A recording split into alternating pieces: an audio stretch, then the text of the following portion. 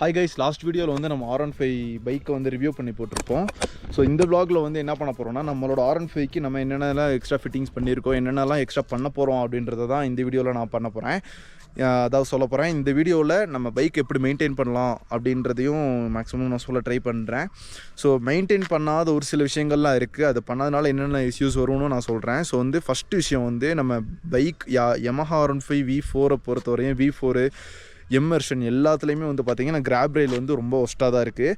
So graph rail பின்னாடி அந்த இது இருக்கும்ல, இந்த இதாங்க. ஸோ வந்து இது வந்து ரொம்பவே ஒஸ்ட்டு. ஸோ வந்து நம்ம லைட்டாக இதுவரையும் நான் பைக் வாங்கின புதுசுலேயே வந்து நம்ம கிராப் ரெயில் இன்ஸ்டால் பண்ணனால ஸோ இது தப்பிச்சுக்குச்சு.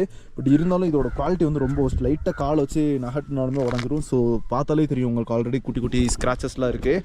ஸோ ஃபஸ்ட்டு நம்ம பைக்கில் வந்து ஃபிட்டிங்ஸில் வந்து நம்ம இன்ஸ்டால் பண்ண வேண்டியது எல்லாமே வந்து பார்த்திங்கன்னா, ஃபஸ்ட்டு என்ன மாத்திரமோ இல்லையோ ஃபஸ்ட்டு இந்த கிராப் ரெயிலுங்க. ஸோ கிராப் ரெயில் கண்டிப்பாக போட்டுருங்க. ஏன்னா அப்போ தான் வந்து நம்ம பின்னாடி எவ்வளோ வெயிட்டான பர்சனை ஏற்றிட்டு போனாலுமே வந்து இந்த கம்பியை வந்து நல்லா தாங்குறனால வந்து பார்த்திங்கன்னா அந்த கீழே இருக்க அந்த இது உடையாது. அதனால் மேக்ஸிமம் வந்து எல்லாருமே வந்து கிராப் ரெயில் வந்து மஸ்ட்டு இம்பார்ட்டண்ட்டாக போட்டுருங்க.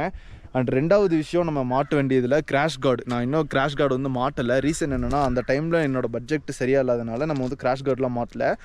அதனால் கிராஷ் கார்டு மாட்டுறது அது இன்னுமே நம்மளுக்கு வந்து ரொம்ப யூஸ்ஃபுல்லாக இருக்கும். ஸோ மறக்காமல் கிராஷ் கார்டும் போட்டுருங்க. ஏன்னா பைக் இன்கேஸ் நம்ம வந்து கீழே போட மாட்டோம், ஒரு வேளை போட்டாலுமே வந்து நம்ம பைக்கை ப்ரொடெக்ட் பண்ணுற விஷயம் வந்து crash card. So third thing நம்ம பைக்கில் ஃபிட் பண்ண வேண்டியது வந்து பார்த்திங்கன்னா ஃபாக் லேம்புங்க. ஸோ வந்து ஃபாக் லேம்ப் வந்து ரொம்ப ரொம்ப ரொம்ப முக்கியம். ஏன் சொல்கிறேன்னா, ஃபாக் லேம்ப் இல்லைனா வந்து பிளைன்ஸ்லாம் பைக் ஓட்டுறது ரொம்ப சிரமம். ஸோ வந்து பவரே இருக்காது சுத்தமாக. நான் வந்து அதனாலேயே பைக் ஸ்டார்டிங்லேயே வந்து ஃபாக் லேம்ப் இன்ஸ்டால் பண்ணிட்டேன். ஸோ ஃபாக் லேம்ப் இன்ஸ்டால் பண்ணுறதை விட எங்கனுக்குள்ளே இன்ஸ்டால் பண்ணுறோன்றது நம்ம ரொம்ப முக்கியம். நான் வாங்கினதே வந்து பெரிய ஃபாக் லேம்ப் அப்படின்றனால வந்து வேறு வழி இல்லாமல் டிஆர்எல் கீழே மாட்டியிருப்பேன். ஸோ இருங்க காட்டுறேன். ஸோ இப்போ வந்து பார்த்திங்கன்னா நம்ம வந்து மட்கார்டில் தான் வந்து ஃபாக் லேம்ப் இன்ஸ்டால் பண்ணியிருக்கோம். நம்ம ஃபஸ்ட்டு வந்து இன்ஜினுக்குள்ளே இன்ஸ்டால் பண்ணியிருந்தோம். ஒரு R1 லுக்கு தரதுக்காக வந்து பார்த்திங்கன்னா இன்ஜினுக்குள்ளே நம்ம இன்ஸ்டால் பண்ணியிருந்தோம். ஸோ அன்ஃபார்ச்சுனேட்லி நம்ம இங்கே மாட்டினதுக்கு ரீசன் என்னென்னா, நம்ம சடனாக பிரேக் அடிக்கும் போது இந்த கீழே இருக்க பல்ப் வந்து இறங்கும் போது இந்த மட்கார்டில் வந்து அடிக்கிறனால இங்கே ஃபுல்லாக ஸ்க்ராச்சஸ் விழுந்துருதுங்க. ஸோ அதனால் வந்து நம்ம வந்து பார்த்திங்கன்னா மேக்ஸிமம் ஃபாக் லேம்பை வந்து அங்கனுக்குள்ளே மாட்டுறதை தவிர்த்துக்கணும். ஒருவேளை சின்ன ஃபாக் லேம்பாக இருந்துச்சுன்னா நீங்கள் அங்கனுக்குள்ளே மாட்டிக்கலாம். ஒருவேளை கிளாம்ப் ஏதாவது குட்டி குட்டி கிளாம்ப் இருந்துச்சுன்னா கூட நீங்கள் வந்து மாட்டிக்கலாங்க.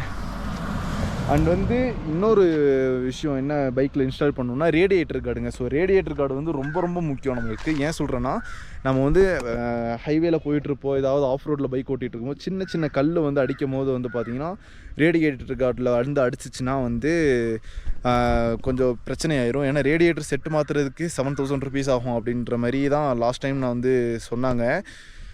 So radiator guard must. So radiator கார்டுலேயுமே ஒரு சில விஷயங்கள்லாம் இருக்குது. ஸோ எந்த மாதிரி ரேடியேட்டர் கார்டெலாம் வாங்கி போடணும் அப்படின்ற மாதிரி.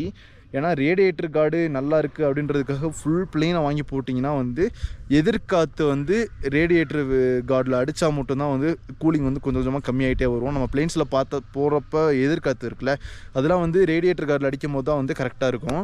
அதனால ரேடியேட்டர் கார்டு வந்து நம்ம எப்படி வாங்குறோன்றது இருக்குது. ரொம்பலாம் ஃபுல்லாக கவர் பண்ணுற மாதிரிலாம் வாங்கிடாதீங்க.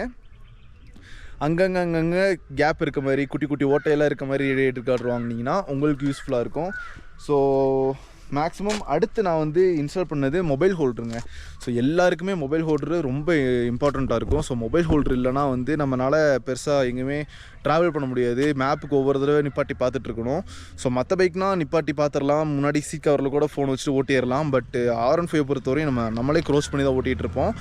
அதனால வந்து பார்த்திங்கன்னா மொபைல் ஹோல்டர் வந்து ரொம்பவே முக்கியங்க. பாய் பாய் பாய். ஸோ வந்து நம்ம வந்து கரெக்டாக இது ஹோல்ட்ரு வந்து கரெக்டாக மாட்டிடணுங்க. ஸோ வந்து ஹோல்ட்ரு வந்து ரொம்ப முக்கியம். ஸோ ஒரு ஹோல்ட்ரு இல்லை அப்படின்னா நம்மளால் வந்து பெருசாக வந்து ரைட் பண்ணவே முடியாது. ஸோ வந்து ஹோல்டர் வந்து நல்ல ஹோல்டராக மாட்டிருங்க. நான் வந்து LGBயில் 400 rupees worth உள்ள ஹோல்டர் தான் மாட்டியிருந்தேன். ஸோ வந்து இது வாங்கின வரையும் நல்லா ஒர்க் ஆகுதுங்க. ஸோ வந்து ஆக்சுவலாக இது எனக்கு லைட்டாக அப்பப்போ வந்து நம்ம லூஸ் ஆயிடுது. பட் இருந்தாலும் நம்ம ஃபோன்லாம் மாட்டிட்டோம் அப்படின்னா வந்து கரெக்டாக ஃபிட் ஆகிடுதுங்க. ஸோ நம்ம பட்ஜெட் ஏற்ற மாதிரி தாங்க எல்லாமே. ஸோ பட்ஜெட் ஏற்ற மாதிரி எல்லாமே கரெக்டாக பெர்ஃபெக்டாக மாட்டிருங்க. அண்ட் வந்து இன்னொரு விஷயம் என்னென்னா, ஹேண்டில் பாரில் வந்து சைடில் போட்டிருக்க அந்த carbon fibre lever. So carbon fibre லிவர்னு கிடையாது, ஸோ ஹேண்ட்பர் ப்ரொடெக்ஷனுக்குனே லிவர் தனியாக இருக்குது, நிறைய டிசைன்ஸில் இருக்குது. அதெல்லாம் கன்ஃபார்மாக இன்ஸ்டால் பண்ணிடுங்க. நானுமே வந்து பார்த்தீங்கன்னா இங்கனுக்குள்ளே ஒரு லிவரில் இன்ஸ்டால் பண்ணியிருந்தேன். பட் அன்ஃபார்ச்சுனேட்லி அது R15 வந்து பெருசாக வந்து R15 ஹோல்ட் பண்ணியிருக்க எல்லாருக்குமே தெரியும். R15 அந்த சைடில் இருக்க அந்த பால் மாதிரி இருக்குது சுற்றிட்டே தான் இருக்கும். நம்ம அதில் ஃபிட் பண்ணும்போது அந்த லிவரும் சேர்ந்து சுற்ற ஆரம்பிச்சிடும். நான் என்ன பண்ணிட்டேன், லைட்டாக கொஞ்சம் புஷ்ஷு கொடுத்து சும்மா லைட்டாக அது கழட்டினா வந்துடும், அந்த மாதிரி தான் நான் செட் பண்ணி வச்சுருந்தேன். அது செட் பண்ண மாதிரியே வந்து பார்த்திங்கன்னா கழட்டிட்டு போயிட்டாங்க. ஒரு சைடு வந்து கழட்டிட்டு போயிட்டாங்க, இன்னும் ஒரு சைடு மட்டும் தான் வீட்டில் கிடக்கு. அது ஒரு சைடு மட்டும் போட்டிருந்தா நல்லா இருக்காது அப்படின்னு சொல்லிட்டு தான் கழட்டிட்டேன். அண்ட் வந்து மேக்ஸிமம் எல்லாமே பார்த்தாச்சுங்க. ஸோ வந்து அதே மாதிரி ஃபாக் லேம்ப் இன்ஸ்டால் பண்ணும்போது நம்ம வந்து தனியாக சுவிட்ச் வச்சிடணும். ஏன்னா நம்ம பவரோட அது கொடுத்துட்டோன்னா வந்துட்டு பல்பு ஹீட்டாக நம்மளோட அதோட லைஃபு கம்மியாகிட்டே வரும். அதனால வந்து தனியாக சுவிட்சு போடுறது மேக்ஸிமம் 300 சம்திங் தான் வரும். அண்டு லாஸ்ட் விஷயம் என்ன அப்படின்னாங்க, ஃபிட்டிங்ஸில் மேக்ஸிமம் வந்து நீங்கள் ஒரு நிறையா டூரிங் பண்ணணும் நீங்கள் நினச்சிங்க அப்படின்னா ஹேண்டில் பார் ரைசர்ஸ் பெஸ்ட்டுங்க. ஸோ அதை நீங்கள் பண்ணிடுங்க. ஏன்னா ஹேண்டில் பார் ரைசர்ஸ் பண்ணும் போது இந்த ஹேண்டில் பார் வந்து அப்படியே மேலே ஏறிடும். ஸோ மேலே ஏறும் போது வந்து நம்ம குனிஞ்சு ஓட்டிகிட்டு இருப்போம், கொஞ்சம் நிமிர்ந்து ஓட்டுற மாதிரி இருக்கும். ஸோ நல்லா கம்ஃபர்டபுளாக இருக்கும். அண்ட் வந்து ரீசெண்ட் டைம்ஸில் ஒரு பெரிய யூடியூபருமே அதான் சொல்லியிருந்தார். ஸோ ஹேண்டில் பார் ரைசர்ஸ் வந்து நம்ம சீக்கிரமாக வந்து இன்ஸ்டால் பண்ணலாம். அண்ட் வந்து R15 பைக்கை நம்ம விரட்டி ஓட்டணும் அப்படின்னா கொஞ்ச நாள் போட்டுங்க, வண்டி கொஞ்சம் நல்லா பழசானதுக்கப்புறம் விரட்டி ஓட்டிக்கலாம். ஏன்னா ஸ்டார்டிங்கில் விரட்டி ஓட்டணும் அப்படின்னா வால்வு சவுண்டெல்லாம் வந்து வருதுன்ற மாதிரி கேள்விப்பட்டேன். அதனால் வந்து விரட்டி ஓட்டாமல் இருக்கலாம். அண்ட் வந்து ஹேண்டில் பார் ரைசர்ஸில் 2 வேரியேஷன் இருக்குது. ஒன்று வந்து 1 இன்ச் ஹேண்டில் பார் ரைசர்ஸ் இருக்குது, இன்னொன்று வந்து 2 இன்ச் ஹேண்டில் பார் ரைசர்ஸ் இருக்குது. ஸோ 2 இன்ச் போட்டால் வந்து இன்னும் நல்லா கம்ஃபர்டபுளாக இருக்கும். ரெண்டுமே ஈக்குவல் ரேட்டு தான். ஆனால் வந்து என்னென்னா கொஞ்சம் லுக் வைஸ் வந்து கொஞ்சம் தெரியுங்க. ஏன்னா 1 இன்ச் போட்டோன்னா மேக்ஸிமம் லுக்கே தெரியாது, சாதாரண பைக் மாதிரி தான் இருக்கும். அண்ட் வந்து 2 இன்ச் ஹேண்டில் பார் ரைசர்ஸ் போட்டோம் அப்படின்னா தான் வந்து கம்ஃபர்டபுளாக இருக்கும். ஆனால் லுக்கை வந்து கம்ப்ளீட்டாக டேமேஜ் பண்ணிடுவோங்க. மேக்ஸிமம் இதான் நான் வந்து மாற்றணும் அப்படின்னு சொல்லிட்டு இன்னும் நம்ம பைக்கில் வந்து ஹேண்டில் பார் ரைசர்ஸ் மட்டும் தான் மாற்றலை, ஹேண்டில் பார் ரைசர்ஸ் அப்புறம் கிராஷ் கார்டு மட்டும் தான் மாற்றலை, பேலன்ஸ் எல்லாமே ஃபிட் பண்ணியாச்சு. ஸோ கூடிய சீக்கிரம் அதுக்கு பட்ஜெட் ரெடி பண்ணிவிட்டு ஃபுல்லாக அதையும் மாற்றிடுவேன். இப்போ வந்து பைக்கோட எப்படிலாம் மெயின்டைன் பண்ணலாம் அப்படின்னு சொல்கிறத நான் சொல்கிறேன். நான் ஃபாலோ பண்ணுற ஒரு சில விஷயங்கள்லாம் நான் சொல்கிறேன். இப்போ வந்து நான் பைக் வாங்கி கரெக்டாக 1 இயர் ஆச்சு. 1 இயர் கரெக்டாக நாளையோட இந்த வீடியோ பார்க்குறீங்கல்ல அந்த டைம்லேருந்து 1 இயர் கரெக்டாக. ஸோ 1 இயராக வந்து பார்த்தீங்கன்னா நான் எப்படி மெயின்டைன் பண்ணியிருந்தேன், ஃப்ரீ சர்வீஸ் தான், 4 ஃப்ரீ சர்வீஸ்லாம் கம்ப்ளீட்டாக பண்ணிட்டேன். அண்ட் அடுத்து நான் என்ன பண்ணேன்னா 3000 கிலோமீட்டர்ஸ்க்கு ஒன்ஸ் வந்து சர்வீஸ் பண்ணிடணுங்க. ஸோ 3000 கிலோமீட்டர்ஸ் ஒன்ஸ் நம்ம ஆயில் சர்வீஸ் பண்ணிடணும், ஜென்ரல் சர்வீஸ் எல்லாமே கம்ப்ளீட்டாக பண்ணிடுங்க. ஸோ 3000 கிலோமீட்டர்ஸ் ஒன்ஸ் பண்ணாலே சூப்பராக வண்டி நல்லா லைஃப் லாங் நல்லா உழைக்கும். ஸோ அடுத்து நம்ம பைக்கு வாங்குகிற வரையும் நல்லா உழைக்கும் சூப்பராக. அண்ட் வந்து இன்னொன்று என்னென்னா செயின், அது தான் நான் பண்ண பெரிய தப்பே அதுதான். என்னென்னா நம்மளோட R15 பைக்கில் வந்து பார்த்தீங்கன்னா செயின் வந்து லூப் பண்ணாமே நான் நிறைய டைம் ஓட்டிகிட்டு இருந்தேன். ஏன்னா வந்து நம்ம R15 பைக்கில் சென்டர் ஸ்டாண்ட் கிடையாது. இன்னொன்று என்னென்னா சைட் ஸ்டாண்ட் போட்டு நம்ம ஃபஸ்ட் கியர் போட்டு வண்டி ஆன் பண்ண முடியாது, ஏன்னா சென்சார் இருக்கனால வந்து ஃபுல்லாக கட் ஆகிடும். அதனால் வந்து பார்த்திங்கன்னா நான் என்ன பண்ணிட்டேன்னா ஒரு சின்ன கேஜெட்ஸ்லாம் வாங்கினேன் செயின் லூப் பண்ணுறதுக்கு, அது எல்லாமே வந்து வேஸ்ட்டாக போயிடுச்சு. ஸோ 2000 கிட்டே வந்துச்சு அந்த ப்ராடக்ட்டு. ஸோ வேஸ்ட்டாக போனனால ஆல்ரெடி 2000 லாஸ் பண்ணிட்டோம். அதனால் வந்து நம்ம வேறு எங்கேயாவது சர்வீஸ் போகிறப்போ மட்டும் செயின் லூப் பண்ணிக்கலான்ற அசால்ட்டாக விட்டுட்டனால என்ன ஆச்சு அப்படின்னாங்க, ஸோ செயின் வந்து கம்ப்ளீட்டாக டேமேஜ் ஆகிருச்சு. ஸோ செயினை பொறுத்த வரையும் 250 கிலோமீட்டர்ஸ்க்கு ஒன்ஸ் நம்ம கன்ஃபார்மாக லூப் பண்ணியே ஆகணும். க்ளீன் பண்ணி அதை க்ளீன் பண்ணோன்னா லைஃப் நல்லாயிருக்கும், ஸ்ப்ராக்கெட்டும் லைஃப்பில் நல்லாயிருக்குங்க. ஸோ இப்போ வந்து 8000 கிலோமீட்டர்ஸ் ஓடி இருக்குது. இப்போ உனக்கு வந்து ஸ்ப்ராக்கெட் வந்து காவாசி ஃபுல்லாக அடியாயிருச்சு செயின் லூப் பண்ணி மெயின்டைன் பண்ணாதனால. ஃப்ரண்ட் ஸ்ப்ராக்கெட் இன்னும் செக் பண்ணல, ஃப்ரண்ட்டில் வந்து மேக்ஸிமம் அதுவும் போயிருக்குன்னு தான் நினைக்கிறேன். ஏன்னா கியர் போடும்போது லைட்டாக டிலே ஆகுது. ஸோ மற்றபடி எல்லாமே பர்ஃபெக்ட் தாங்க. ஸோ இதை மட்டும் பண்ணாலே போதும். ஜென்ரல் சர்வீஸ் 3000, ஏன்னா 5000 கிலோமீட்டர்ஸில் தான் ஷோரூமில் வந்து கோட் பண்ணுவாங்க. நம்ம வந்து பார்த்திங்கன்னா 3000 கிலோமீட்டர்ஸ்லேயே வந்து சர்வீஸ் பண்ணிடலாம். ஏன்னா அப்போ தான் வந்து லைஃப் நல்லாயிருக்கும். ஸோ பைக்காக இருந்தாலும் சரி காராக இருந்தாலும் சரி 2000 கிலோமீட்டர்ஸ் முன்னாடியே வந்து சர்வீஸ் பண்ணிடுங்க, சர்வீஸ்க்கான கிலோமீட்டருக்கு முன்னாடியே. அப்போ தான் லைஃப் நல்லாயிருக்கும். அண்டு வந்து இன்னொன்று என்னென்னா கரெக்டாக அந்தந்த ஒரு குறிப்பிட்ட டைம் வச்சுருப்பாங்க. ஸோ அந்த டைமில் வந்து ஸ்பார்க் ப்ளக் மாற்றிடுங்க. ஸோ நிறைய விஷயங்கள் இருக்குது. இந்த ஜென்ரல் சர்வீஸ்னு சொன்னால் அவங்களே எல்லாமே மேக்ஸிமம் பண்ணிடுவாங்க. ஸோ செயினை மட்டும் வந்து கரெக்டாக ஒரு 1000 கிலோமீட்டர்ஸ் ஒன்ஸ் டைட் வச்சுருங்க. ஸோ செயின் டைட்டு தான் ரொம்ப முக்கியம். ஸோ செயின் டைட் வச்சா தான் வந்து கரெக்டாக அது வண்டி கரெக்டாக ஓடும் போது கரெக்டாக இருக்கும். இப்போ இனிஷியல் பிக்கப்லாம் நல்லா தெரியும். ஸோ செயின் டைட்டை வைக்கல அப்படின்னும் போது நம்மளால் வந்து பெருசாக இனிஷியல் பிக்கப் தெரியாதது மாதிரி சலன்னு சவுண்டு வந்து இரிட்டேட்டிங்காக இருக்கும். மேக்ஸிமம் நம்ம ஹெல்மெட் போட்டு பைக் ஓட்டுறதுனால பெருசாக எதுவும் தெரியாது. பட் இருந்தாலும் ஹெல்மெட் இல்லாமல் ஓட்டும் போது வந்து ரொம்ப கடுப்பாக தான் இருக்கும். ஆனால் எல்லாம் ஹெல்மெட் போட்டு வண்டி ஓட்டுங்க. அண்ட் வந்து இன்னொன்று விஷயம் என்ன அப்படின்னா, நான் வந்து ZX 10R மிரர் தான் இன்ஸ்டால் பண்ணலான்னு இருந்தேன். பட்ஜெட் இல்லாதனால அது பண்ணல. ஸோ அந்த மிரர் பண்ணும்போது, அதாவது நம்மளோட R15 இருக்க மிரர் வந்து பார்த்திங்கன்னா பெருசாக அந்தளவுக்குலாம் விசிபிலிட்டி இல்லைங்க. ஸோ என்ன தான் அட்ஜஸ்ட் பண்ணி நானும் நிறைய தடவை அட்ஜஸ்ட் பண்ணி பார்த்துட்டேன். பெருசாலாம் அந்தளவுக்குலாம் இல்லை. நார்மலாக இதை சும்மா நார்மலாக அது எதுக்கு இருக்குன்னே தெரியாத மாதிரி தான் இருக்குது. ஆனால் வந்து ZX 10R மிரர் வந்து நம்ம இன்ஸ்டால் பண்ணிட்டோம் அப்படின்னா அது நல்லாயிருக்குன்னு தான் கேள்விப்பட்டேன். ஸோ அதுவும் பண்ணணும். ஸோ பைக்கை வந்து சீக்கிரமாக மாடிஃபிகேஷன்ஸ்லாம் பண்ணணும், ரேப்பிங் பண்ணணுன்னு ஒரு ஆசைங்க. ஸோ இந்த வீடியோ வந்து எப்படி பைக் மெயின்டைன் பண்ணலாம் அண்ட் வந்து நம்ம வந்து என்னென்னலாம் ஃபிட்டிங்ஸ் பண்ணலாம் அப்படின்னு சொல்லிட்டு நான் உங்கள்கிட்ட சொல்லிட்டேன். ஸோ வந்து முடிஞ்ச அளவுக்கு எல்லாருமே வந்து நம்மளோட வீடியோவை சப்ஸ்கிரைப் பண்ணிட்டு பாருங்கள். ஏன்னா வந்து நம்ம பைக்கில் இப்போ லாஸ்ட்டாக ஒரே ஒரு தடவை என்னென்ன ஃபிட் பண்ணியிருக்கோன்னு சொல்லிட்டு சொல்லிடுறேன். ஸோ ஃபஸ்ட்டு விஷயம் வந்து பார்த்திங்கன்னா இந்த விங்லெட்டுங்க. இந்த விங்லெட் வந்து ரொம்பவே நம்மளுக்கு இம்பார்ட்டண்ட்டாக இருக்கும். இதை எனக்கு ஷோரூமில் மேண்டேட்ரியாக போட்டு கொடுத்தாங்க. ரெண்டாவது விஷயம் வந்து ஃபாக் லேம்ப் இன்ஸ்டால் பண்ணுறது எங்களுக்குள்ளே இன்ஸ்டால் பண்ணுறோன்றது இருக்குல்லங்க. அதனால் இது கொஞ்சம் பார்த்து சேஃபாக இன்ஸ்டால் பண்ணிக்கோங்க. அதில் வந்து உள்ளே இருக்குது பாருங்கள் radiator card. So radiator card வந்து ரொம்ப முக்கியம். ஸோ இப்போ நான் என் பைக்கில் இன்ஸ்டால் பண்ணியிருக்க ரேடியேட்டர் கார்டு வந்து பார்த்திங்கன்னா இங்கனுக்குள்ளே கொஞ்சம் கொஞ்சமாக ஓட்டை இருக்குல்ல. ஸோ அதனால வந்து பார்த்திங்கன்னா எனக்கு பிரச்சனை இல்லை. அதனால் ரேடியேட்டர் கார்டில் காற்று ஏர் ஃப்ளோ உள்ளே போயிட்டே இருக்கும், பிரச்சனை இல்லை. அதேமாதிரி ஸ்டோன்ஸும் பெருசாக அடிக்காது. அண்ட் வந்து அடுத்து நம்ம இன்ஸ்டால் பண்ணியிருக்க விஷயம் வைசருங்க. ஸோ இது வந்து மேண்டேட்ரியாக நான் தனியாக வாங்கி போட்டது. இது வந்து ஃபுல் பிளெயினாக தான் இருக்கும், ஒயிட் கலரில் இருக்கும். அதனால் இதுவும் மாற்றிடலாம். இது வந்து ஜஸ்ட் ஒரு 400-500 சம்திங் தாங்க வரும். ஸோ நல்லாயிருக்கு இந்த இந்தோனேஷியன் வைசர். ஸோ அதனால் இது நான் ஃபிக்ஸ் பண்ணியிருக்கேன். TFT டிஸ்பிளேயில் நான் வந்து இன்ஸ்டால் பண்ணியிருக்கிறது ஒரு டெம்பருங்க. ஸோ வந்து கொஞ்சம் சைஸ் குட்டி ஆயிடுச்சு. பட் இது நம்மளுக்கு மேண்டேட்ரி ரொம்ப முக்கியம். ஏன்னா ஸ்க்ராச்சஸ் விழுகாமல் இருக்கிறதுக்கு.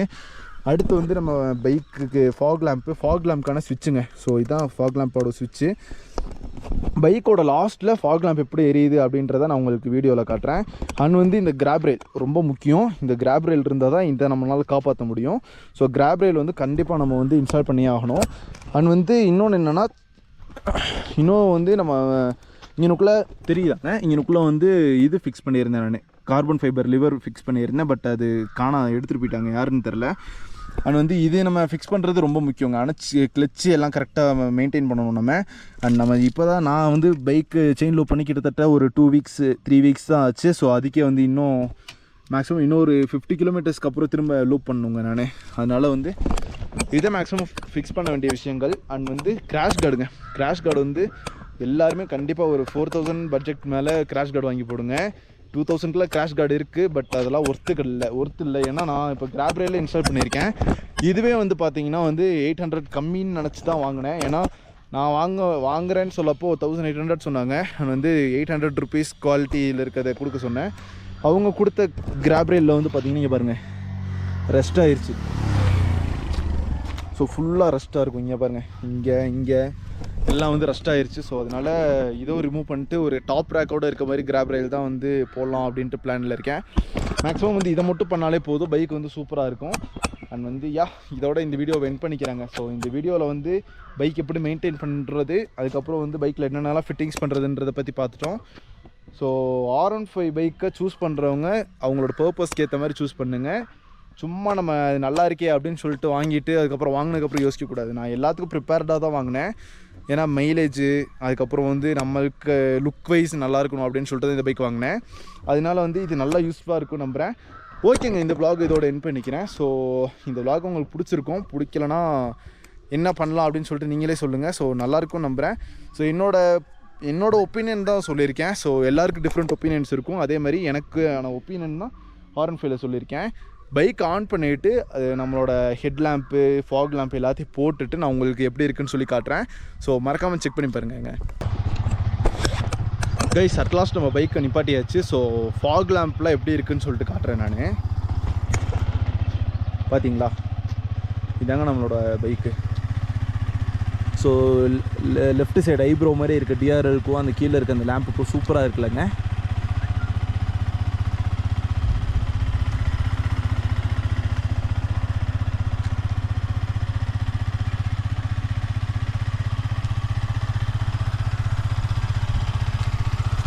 ஸோ 2 வேரியேஷன் இருக்குது.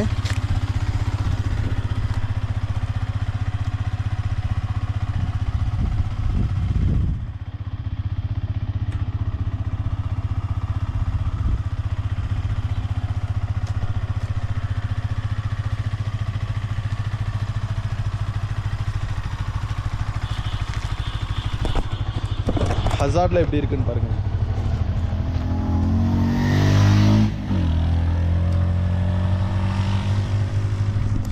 ஸோ இதாங்க. ஸோ வந்து பைக்கில் வந்து ஃபாக் லேம்ப்பு முக்கியமாக இருக்கணும். ஏன்னா பிளெயின்ஸில் ஓட்டுறதுக்கு நம்மளுக்கு ஃபாக் லேம்போட ஹெல்ப் இல்லைன்னா நம்மளால் ஓட்ட முடியாது.